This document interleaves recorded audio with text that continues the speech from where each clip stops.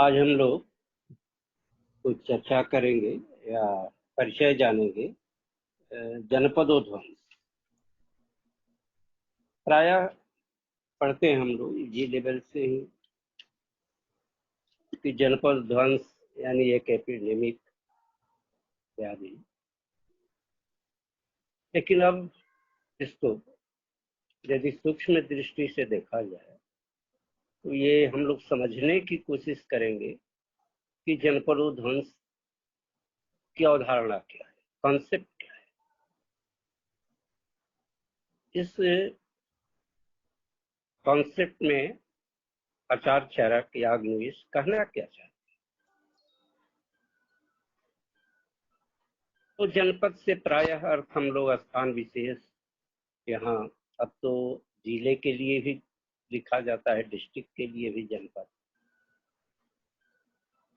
लेकिन ये जनपद जो टर्म है वो वैदिक पीरियड में, उसके बाद ये देश अर्थ का बोधा, राष्ट्र, देश, राज्य। सतपथ ब्राह्मण में भी जनपद का वर्णन आया है और लेटर पीरियड में महाजनपद, 16 महाजनपदों का भी वर्णन आया है। तो उस समय जनपद एक देश या राज्य के अर्थ में प्रयुक्त। और जनपदोध्वंस इसका अर्थ है, उध्वंस का अर्थ विनाश, कि जनपद का विनाश। इस कॉन्सेप्ट में चरक संहिता के एक जनपद का, एक देश का, एक राष्ट्र का विनाश कैसे होता है, इन सबका वर्णन है। जितने कारण है सबका उल्लेख किया गया है। लेकिन चूंकि आयुर्वेद चिकित्सा से संबंधित है, इससे मुख्य रूप से चिकित्सा को ही प्रधान मानकर इस अध्याय में विषय वस्तु का वर्णन किया गया है। जब हम पढ़ते हैं जनपदोध्वंस तो उसमें देखते हैं युद्ध, साप आदि भी है। युद्धादि से भी जनपद का विनाश हो जाता है, साप आदि से भी उस समय माना जाता था विनाश हो जाता है। तो कारणों का अन्य भी कारण बतलाए गए कि जिससे एक जनपद या देश का विनाश हो। लेकिन चूंकि यह चिकित्सा प्रधान ग्रंथ है, इसलिए चिकित्सीय विषयों का ही इसमें विशेष उल्लेख किया गया है, ये जनपद के विनाश। अब ये कौन, यदि जनपद राष्ट्र देश थे तो उस स्थिति में उनका विनाश तो दोनों दृष्टिकोण से है। एक तो कॉन्सेप्ट दिया गया कि विनाश कैसे, और यदि हम ऐतिहासिक परिप्रेक्ष्य में भी देखें तो जो खनन से मिलता है, खुदाई से मिलता है, मोहनजोदड़ो, हड़प्पा, सिंधु घाट,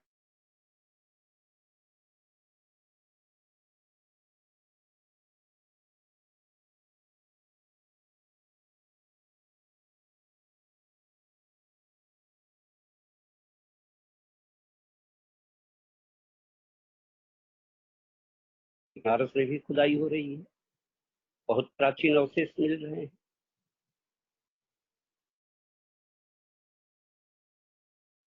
जबकि माना जाता है कि सिंध का सभ्यता उसकी बहुत उन्नत थी, फिर भी उसका विनाश हो गया।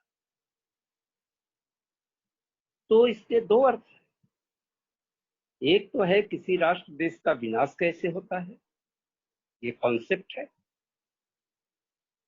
और ये भी देखा जा सकता है कि बहुत सारी सभ्यताओं का विनाश हुआ, फिर नई सभ्यता है। कारण कि एक विकसित, एक वेल मैनेज्ड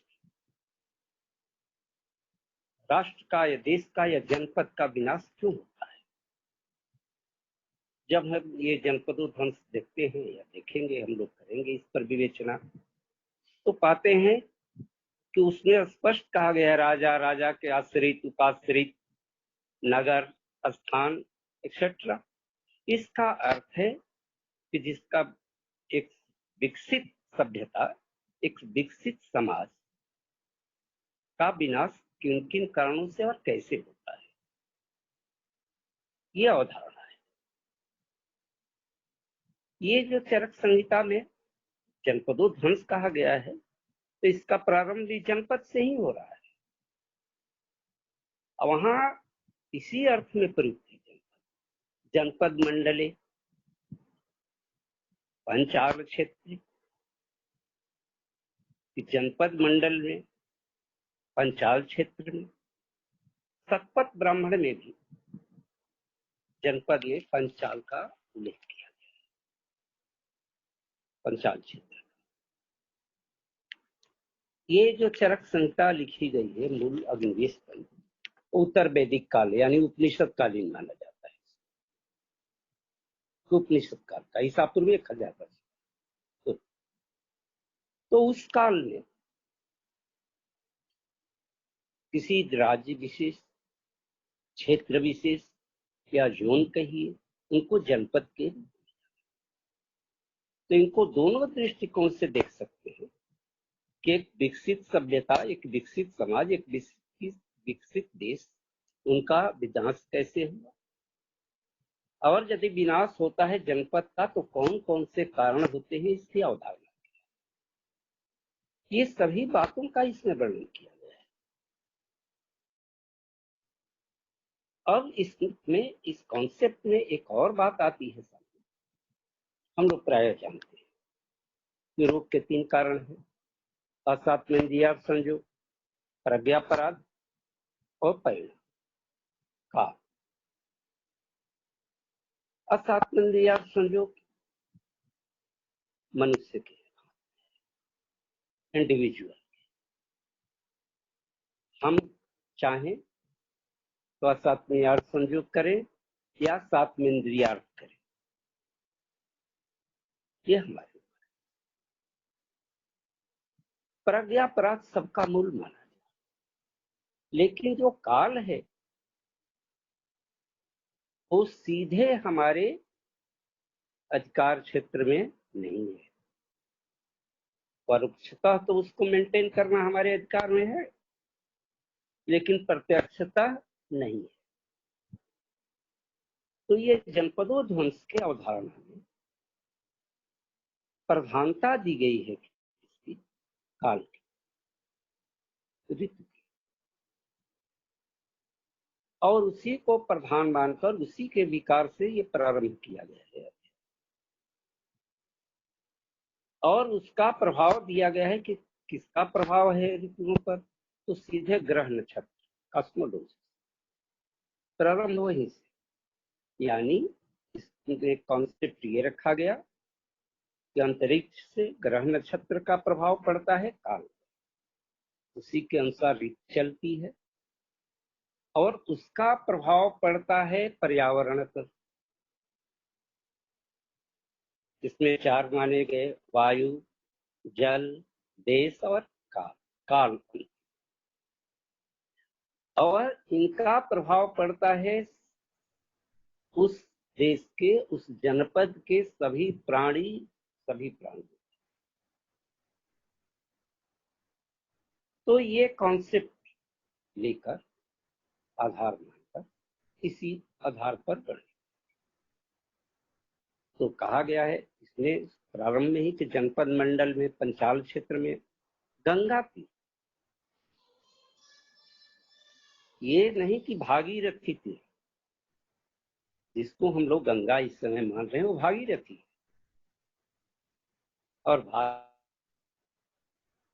भागीरथी के अलावा एक जगह हमको ये भी मिला कि ये जो पंचाल क्षेत्र है गंगा और राम गंगा के बीच, या बाण गंगा के बीच, राम गंगा, बाण गंगा, गंगा, इस तरह नाम से, गंगा नाम से कई नहीं हो सकता है। तत्काल में ये पांचों के बीच में, ये तो इतिहासकार ही बताएंगे, लेकिन ये स्पष्ट कहा गया है गंगा के तीर। और सभी अपने शिष्यों से घिरे हुए थे अग्निवेश। आतरे धर्म मास से समय भी दिया गया, तो धर्म मास से कुछ लोग पश्चिमी धर्म मास से जेठ के बाद आषाढ़ ग्रहण करते हैं, और चक्रपाणी ने धर्म मास से ज्येष्ठ का ही ग्रहण किया। ज्येष्ठ मास में गंगा तीर पर वो लोग ये भी संभव है कि बरसात की शुरुआत होती है, ज्येष्ठ वृक्ष होता है, और यही समय रहता हो जब जनपद ध्वंसक जो कारण है उग्र होते हों या अपीयर होते हैं। उस समय वहां सर्वप्रथम आचार्य अग्निवेश अपने विद्यार्थियों को कहते हैं कि देखो, ये ग्रह, नक्षत्र, सूर्य, चंद्रमा, इनकी जो इस समय स्थिति है ये यही बतला रही है कि अब ऋतु विकार होने वाला। जो प्राकृत ऋतुएं हैं वो विकृत हो जाए, और ये इंडिकेट करते हैं कि जो भी वनौषधियां हैं, वनस्पतियां हैं, उसका विकृति से पूर्व ही संग्रह कर लेना चाहिए। नहीं तो जब विपर्य होगा, ऋतु विपर्य, तो ये स्पष्ट है उसका प्रभाव दोनों तरह के जीवों पर पड़ेगा। बहिरंतश्चेतन जो जीव जंती है, अंतश्चेतन जो वनस्पति है, क्योंकि भारत में आयुर्वेद में पहले से ही वनस्पतियों को भी जीव कहा, अंतश्चेतन कहा। ये दोनों प्रभावित, अतः इससे पूर्व ही ग्रहण कर लेना चाहिए। ये ऋतु बेकार हो रहा है, क्योंकि जब इनका प्रभाव होगा तब औषधियां निर्वीर्य हो जाएंगी, रस, गुण, बीज, विपाक सब बदल जाएंगे, सब दूषित हो जाएंगे, और यदि महारक व्याधि भी उत्पन्न हुई उस पर इन औषधियों का प्रभाव नहीं है। यहां से वो प्रारंभ, अब प्रारंभ किए, इसमें भी क्वेश्चन एक आया, प्रश्न आया शिष्यों के तरफ से कि एक ही समय एक ही तरह की व्याधि सबको क्यों हो जाती। प्रायः हम लोग आयुर्वेद में ये मानते हैं कि सभी रोग बात पीत कफ के विषमावस्था से होते हैं, मिथ्याहार विहार से होते हैं, ये प्रायः। वहां उन्होंने स्पष्ट किया, और ये कॉन्सेप्ट कि रोग यहाँ वर्गीकृत किया रोगों को साधारण और असाधारण, कि कुछ रोग होते हैं जो साधारण होते हैं और कुछ रोग होते हैं जो असाधारण। जैसे रोग होते हैं वो प्रकृति के अनुसार एक ही रोग होगा, कफज में अलग लक्षण होंगे, पित्तज में अलग होंगे, वातज में अलग होंगे, स्थान विशेष के अनुसार अलग होंगे, तो अपनी बलाबल के अनुसार व्याधि का बल जैसा है उस तरह लक्षण उसके अलग होंगे। तो इस तरह यह असाधारण, असमान, एक समान नहीं होते, लेकिन कुछ अवस्थाएं ऐसी होती है जो एक ही काल में, एक ही समय में, एक ही तरह की व्याधि सबको हो जाती, और सब इससे प्रभावित होते इस व्याधि से। ये नहीं कि कुछ व्यक्ति में भिन्न लक्षण आए, कुछ नहीं, एक ही तरह के लक्षण, एक ही तरह की व्याधि सबको। तब ये आया कैसा क्यों, और एक कुछ ऐसा होता है ये प्रश्न आया था है।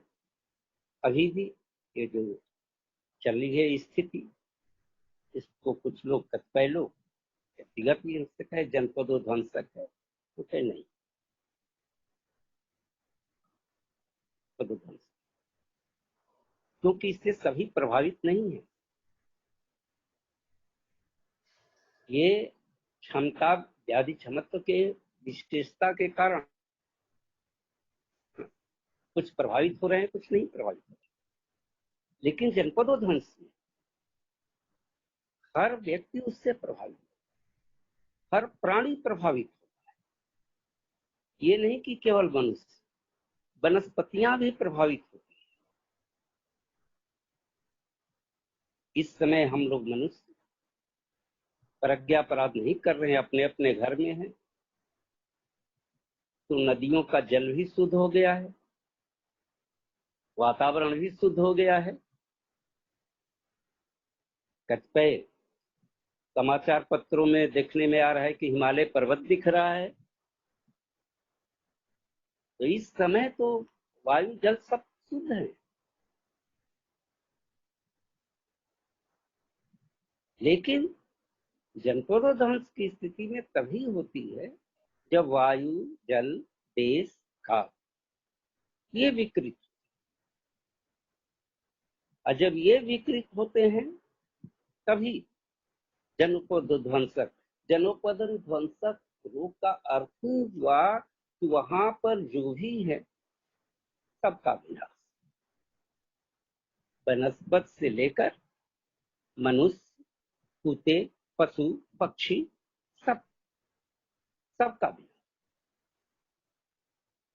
तो अब इस कॉन्सेप्ट में आया पहला, तो आया कि ग्रह नक्षत्र आज विकृत, ऋतु विकार। लेकिन अब इसका प्रभाव किस पर आता है? तो पर्यावरण, इसमें चार गुण, वायु जल देश का, ये चार है।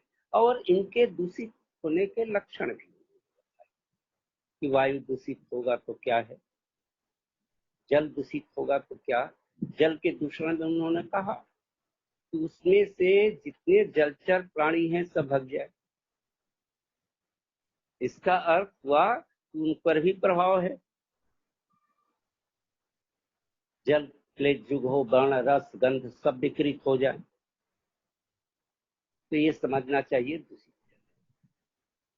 उसी तरह वायु प्रदूषण में भी उन्होंने कहा वृक्षादि कहे, रज धूल पान सब आए, और धूमोपहत, धुएं से व्याप्त चाहे जिसका, तो वायु जल प्रदूषण का भी।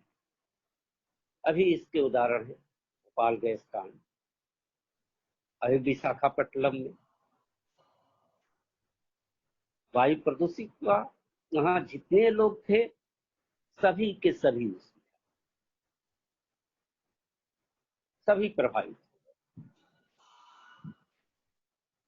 तो इस तरह ये हमने एक छोटा सा उदाहरण कि इस स्तर से जब वायु प्रदूषित हो जाए तब जल प्रदूषित, जल हो जाए तो। इसी तरह देश, इसके बारे में भी कहे, और ये कहे एक इंडिकेट किया कि वायु यदि प्रदूषित हो जाए तो आसान है सांस निकलना, इससे कठिन होता है जल प्रदूषण। कहे कि जल के बिना तो रहने, वायु प्रदूषण में तो कहे कि स्थान छोड़ दे तो बच सकता है, लेकिन जल तो ग्रहण करेगा। तो जल भी यदि किसी तरह मैनेज कर दिया तो इससे कठिन है देश का प्रदूषण। कि देश का प्रदूषण हो जाए तो उसके भी लक्षण दिए। देश में उन्होंने बताया देश प्रदूषित हो जाए तो कीट पतंग इन सबों की अधिकायक हो जाए, लताएं हो जाए, फूस यानी अस्वच्छता की स्थिति, और सब हिंसक जानवर, रोग फैलाने वाले कीट पतंग आदि की बहुतायत हो जाए, ये सब आ जाए। तो समझिए देश प्रदूषण। फिर देश प्रदूषण का अलग ही वर्णन, अलग। फिर काल प्रदूषण। तो काल प्रदूषण में ऋतु में कहे कि ऋतु अपने लक्षणों को छोड़कर विपरीत लक्षणों को धारण कर ले, तो ये कि एक एक लक्षण को फिर समय मिले तो कभी हम लोग फेस टू फेस डील करेंगे। ये तो इस तरह से वायु, जल, देश, काल, ये चार प्रदूषण। अब इनका प्रभाव, इसमें से एक भी यदि प्रदूषित तो इस प्रदूषण से जो है जनपदों ध्वंस। वह प्रदूषित जिस क्षेत्र की हो जाए, जैसे अभी उदाहरण लिए हम लोग विशाखापट्टनम को भी जाना, तो ये कॉन्सेप्ट आया। लेकिन अब कहे कि इन चारों के भी प्रदूषण का कारण क्या है, तो इनके चारों का तो प्रदूषण दे दिए ग्रह नक्षत्र ऋतु विकार, लेकिन उनके पर विकृत होने का कारण क्या है। तब एक आ गए उन्होंने मूल विषय पर कि सबका कारण है कथा। आज के समय में धर्म की बात करना, धर्म की बात करना कुछ लगता है कि अनसाइंटिफिक बातें हैं, लेकिन ऐसा नहीं। मूल में क्या कहा है। फिर उन्होंने इसमें एक ऐतिहासिक भी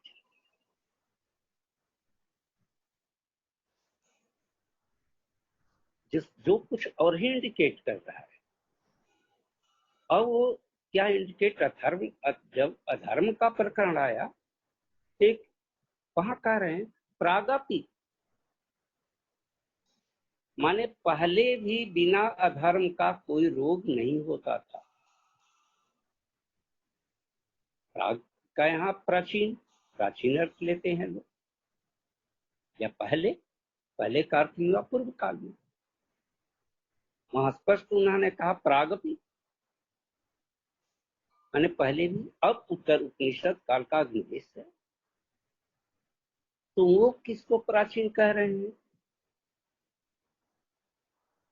हम लोग जो इतिहासकार बांटे हैं, तो बांटे हैं कि 600 ईस्वी तक प्राचीन मानते हैं, उसके बाद मध्य मानते हैं, अब आधुनिक। तो हम लोग तो वैदिक काल आदि को प्राचीन में लेते हैं, लेकिन जब अग्निवेश तंत्र लिखा गया ईसा पूर्व 1000 वर्ष पर, तो वो कह रहे हैं प्रागत, तो उनका अर्थ क्या लिया जाए प्राचीन। ये भी लिया जा सकता है कि उत्तर वैदिक काल के हैं तो वेद पूर्व, वैदिक काल के पूर्व। तो कहते हैं साहब प्रागति, प्राग काल में भी, प्राचीन काल में भी बिना अधर्म कोई रोग नहीं। और वेद पूर्व का एक ही सभ्यता मानी जाती है हमारे यहाँ सिंधु घाटी की। इतिहासकार लोग मानते हैं कि वेद पूर्व का संभवतः इशारा उसी की तरफ। फिर उसमें कहते हैं कि आदि काले, उसको भी उन्होंने स्टेज में डिवाइड कर दिया, प्राग काल को भी। कि आदिकाल, आदिकाल माने आज माने प्रारंभ, जो प्रारंभिक स्थिति थी उसमें सारे लोग धर्म परायण होते थे।